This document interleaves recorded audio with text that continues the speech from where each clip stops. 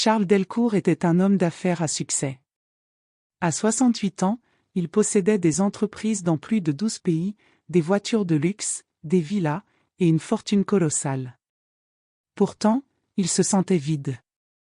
Depuis quelque temps, il soupçonnait que sa richesse attirait plus de convoitises que d'amour sincère, même dans sa propre maison. Charles Delcourt vivait dans un monde où tout semblait parfait. Ses entreprises prospéraient, ses comptes bancaires débordaient, et sa maison brillait de luxe. Mais à 68 ans, il ressentait un vide grandissant. Ses 3 enfants, Marc, Élise et Julien, ne l'appelaient que pour demander de l'argent. Marc voulait financer une start-up douteuse, Élise réclamait une nouvelle voiture, et Julien parlait sans cesse de ses dettes de jeu. Aucun ne lui demandait comment il allait ou ne partageait un moment sincère avec lui. Cela le blessait profondément. Sa femme, Catherine, avait changé avec les années. Autrefois douce et attentive, elle passait maintenant ses journées à faire du shopping, à boire des cocktails avec ses amis ou à organiser des soirées mondaines. Quand Charles essayait de parler de ses doutes ou de son mal-être, elle changeait de sujet ou quittait la pièce. « Tu as tout, Charles, pourquoi te plains-tu » disait-elle souvent, avec un sourire forcé. Ces mots le laissaient encore plus seul. Dans sa grande maison, entourée de domestiques et de luxe, Charles se sentait comme un étranger. Les conversations avec sa famille étaient superficielles, tournées autour de l'argent ou des apparences. Il se demandait si quelqu'un l'aimait pour qui il était, et non pour ce qu'il possédait. Même ses amis semblaient plus intéressés par ses relations d'affaires que par lui. Cette solitude pesait lourd. Un soir, en regardant les étoiles depuis sa terrasse, il se rappela son enfance modeste, où les rires et les moments simples avec ses parents étaient son trésor. Ses souvenirs contrastaient avec sa vie actuelle, où personne ne semblait se soucier de son cœur. Il commença à douter de tout, sa famille, ses proches, même de lui-même. Était-il devenu un simple portefeuille pour eux? Cette pensée le tourmentait. Il voulait comprendre qu'il aimait vraiment. Était-ce possible que personne ne voie l'homme derrière la fortune? Cette question le hantait, et il décida qu'il devait trouver une réponse, même si cela demandait un plan audacieux.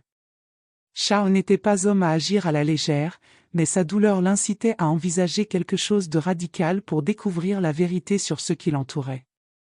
Un soir, sur son yacht luxueux, Charles eut une conversation avec son fils Marc. Ce dernier parlait d'un projet d'investissement, mais ses mots sonnaient creux, comme s'il récitait un discours appris. Charles, fatigué de ces discussions vides, sentit une idée germer dans son esprit. Et si, il disparaissait? Pas pour de vrai, mais assez pour voir comment sa famille réagirait sans lui. Cette pensée, d'abord absurde, devint une obsession. Il passa des nuits à réfléchir. Comment faire croire à sa mort sans causer de chaos? Il contacta son avocat, Maître Lefebvre, un homme discret et loyal depuis 30 ans. Charles lui expliqua son plan, simuler un accident de voiture et disparaître temporairement. Lefebvre, d'abord choqué, accepta après avoir vu la détresse dans les yeux de son client. Il fit appel à un médecin de confiance, le docteur Martin, qui falsifierait un certificat de décès. Le plan était simple mais risqué. Charles organiserait un voyage en voiture dans une région isolée. Une voiture serait retrouvée accidentée, vide, près d'une falaise. Les autorités concluraient à une chute mortelle, sans corps à récupérer. Charles, lui, se cacherait dans un petit village à des centaines de kilomètres, sous une fausse identité. Tout était prévu, des comptes secrets pour vivre modestement, une maison discrète, et un moyen de suivre les réactions de sa famille via son avocat. Charles savait que ce plan était extrême, mais il n'en pouvait plus de douter. Il voulait savoir qui pleurerait sa perte, qui se battrait pour son argent, et qui, peut-être, ne remarquerait même pas son absence. Cette idée le terrifiait autant qu'elle l'excitait. Il passa des jours à peaufiner les détails, s'assurant que rien ne pourrait le trahir. Le soir de l'accident, il conduisit jusqu'à l'endroit prévu, abandonna la voiture, et partit avec un sac contenant l'essentiel. Pendant que le monde apprendrait sa mort, Charles s'installerait dans une petite maison louée sous le nom de Paul Moreau. Il n'avait qu'une vieille radio et un téléphone sécurisé pour rester en contact avec Lefebvre. Pour la première fois depuis des années, il se sentit étrangement libre, même s'il craignait ce qu'il découvrirait. Son cœur battait fort. Allait-il regretter cette décision? Ou allait-elle lui révéler la vérité qu'il cherchait depuis si longtemps? Une chose était sûre, il n'y avait plus de retour en arrière. Le lendemain de l'annonce de la mort de Charles, la nouvelle se répandit comme une traînée de poudre.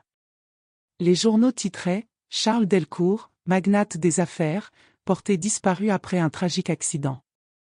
Dans sa famille, les réactions furent rapides, mais pas celles qu'il aurait espérées. Charles, caché dans son village, recevait des rapports quotidiens de maître Lefebvre. Ses enfants, Marc, Élise et Julien, se réunirent dans la maison familiale moins de 24 heures après l'annonce. Au lieu de partager leur chagrin, ils se disputèrent violemment au sujet de l'héritage. Marc voulait prendre le contrôle des entreprises, Élise réclamait les villas à l'étranger, et Julien parlait de vendre les voitures de luxe pour se refaire. Aucun ne versa une larme, aucun ne parla de souvenirs avec leur père. Charles, en lisant les rapports, sentit son cœur se serrer. Était-ce tout ce qu'il représentait pour eux? Catherine, sa femme, ne montra pas plus d'émotion. Elle organisa une cérémonie grandiose, invitant des personnalités influentes et des journalistes. Mais Lefebvre rapporta à Charles que Catherine passait plus de temps à choisir sa robe de deuil qu'à exprimer sa tristesse. Lors d'un appel intercepté, elle confia à une amie « C'est triste, bien sûr, mais il faut avancer ». Charles comprit que son absence ne semblait pas la bouleverser. Dans le village où il se cachait, Charles vivait simplement. Il passait ses journées à lire, à marcher dans les champs, et à réfléchir. Les rapports de Lefebvre étaient comme des coups de poignard. Il avait espéré que quelqu'un, au moins une personne, montrerait du chagrin sincère. Mais les jours passaient, et les disputes familiales s'intensifiaient. Ses enfants engageaient déjà des avocats pour contester les parts de l'héritage, sans même attendre la lecture officielle du testament. Charles commença à douter de son plan. Avait-il eu tort de mettre sa famille à l'épreuve? Pourtant, chaque nouveau rapport confirmait ses craintes. Personne ne parlait de lui comme d'un père, d'un mari, ou d'un homme. Il parlait de ses biens, de son argent, de son pouvoir. Cette vérité était dure à accepter, mais elle renforçait sa détermination à aller jusqu'au bout. Il demanda à Lefebvre de continuer à surveiller, espérant un signe, même petit, de sincérité. Il voulait croire qu'il avait compté pour quelqu'un. Mais pour l'instant, la réalité était cruelle, sa mort semblait être une simple formalité pour ceux qui l'avaient aimé. Avant de mettre en scène sa disparition, Charles avait soigneusement préparé son testament. Il savait que sa mort révélerait les vraies intentions de sa famille. Avec maître Lefebvre, il avait rédigé 2 versions, une fausse, distribuée immédiatement après l'accident, et la vraie, qui ne serait révélée qu'une semaine plus tard. Ce délai était crucial, il donnait à sa famille le temps de se montrer sous leur vrai jour. Le faux testament était vague, mentionnant que la fortune serait partagée entre Catherine et les enfants, sans détail précis. Charles voulait voir comment il réagirait face à cette incertitude.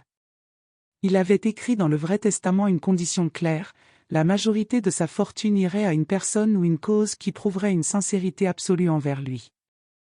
Il n'avait pas encore décidé qui, mais il espérait que quelqu'un se démarquerait.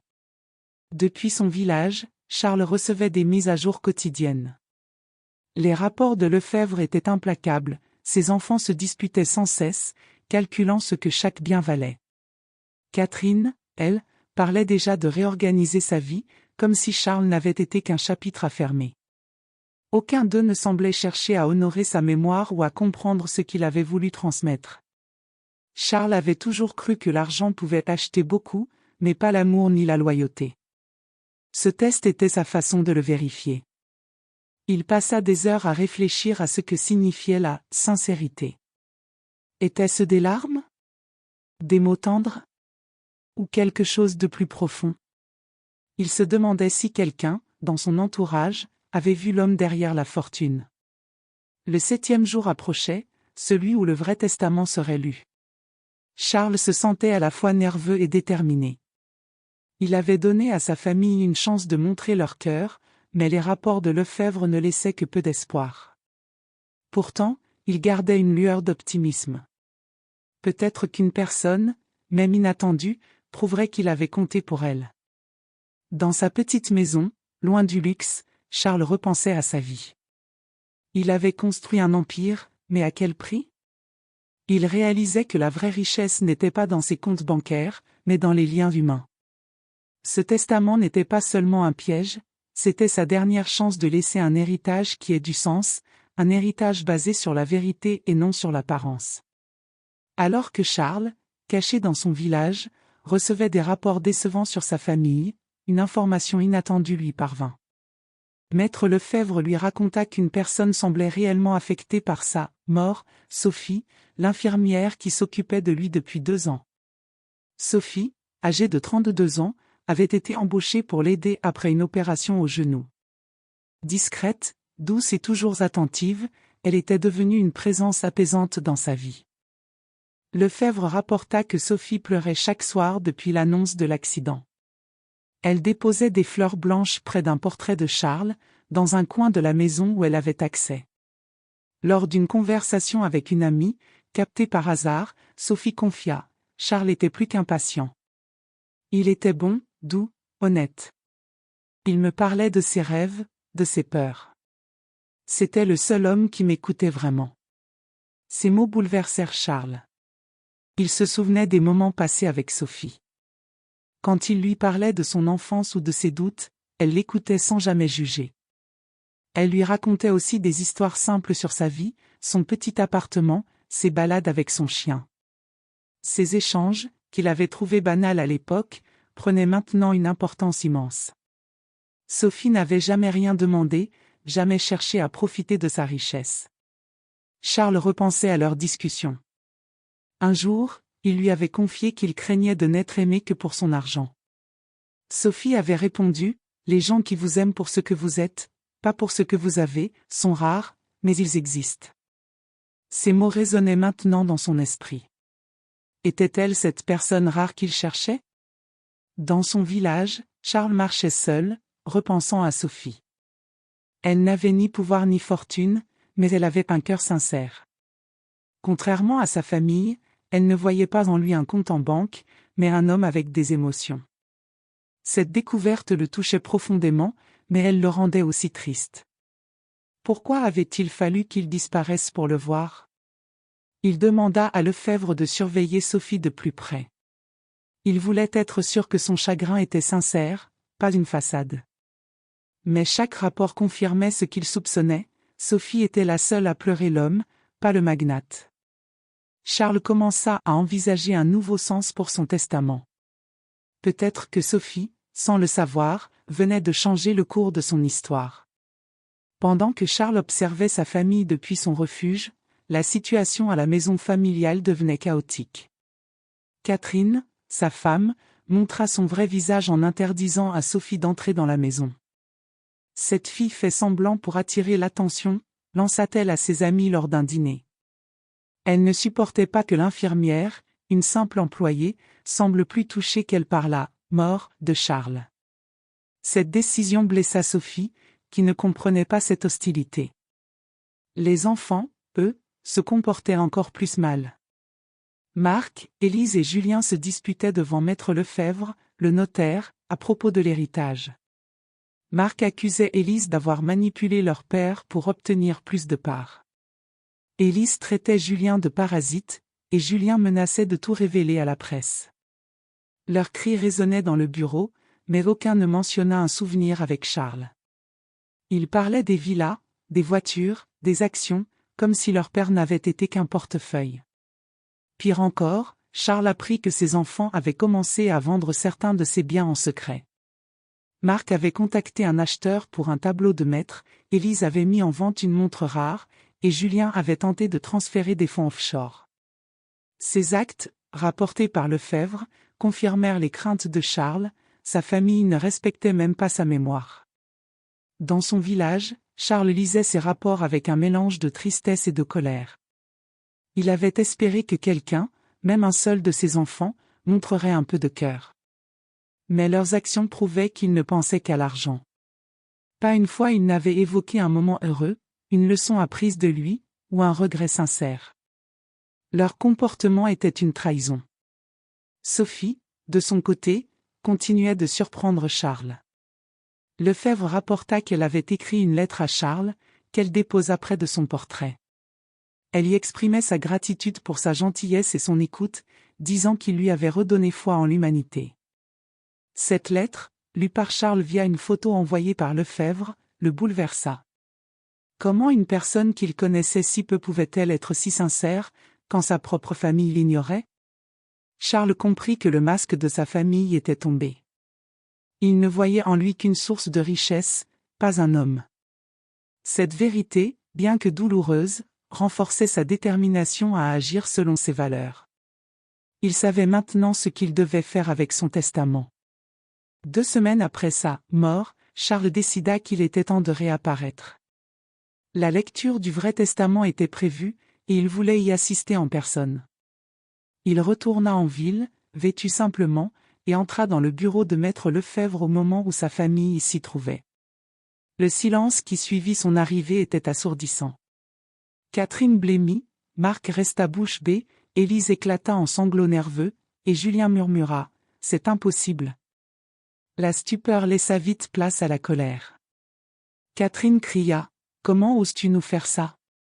Marc l'accusa de manipulation, tandis qu'Élise et Julien tentaient de se justifier. Charles les laissa parler, impassible. Puis, il prit la parole d'une voix calme mais ferme, « Je suis mort à vos yeux depuis longtemps. Ce test m'a simplement permis de confirmer ce que mon cœur savait déjà. » Il expliqua son plan, l'accident, sa disparition, les rapports de Lefebvre. Il raconta comment il avait observé leur réaction, espérant un signe d'amour ou de chagrin. Mais tout ce qu'il avait vu, c'était de la cupidité. Ses enfants avaient vendu ses biens, Catherine avait organisé une cérémonie pour les apparences, et aucun n'avait parlé de lui comme d'un être humain. Ces mots les laissèrent sans voix. Charles se tourna vers Sophie, présente dans un coin de la pièce. Elle était là, discrète, les yeux rougis par l'émotion. Elle n'avait pas osé parler, mais son regard montrait un mélange de joie et de confusion en le voyant vivant. Charles lui sourit doucement, un geste qui surprit tout le monde. Il expliqua que Sophie, contrairement à eux, avait pleuré sa perte sans rien attendre en retour.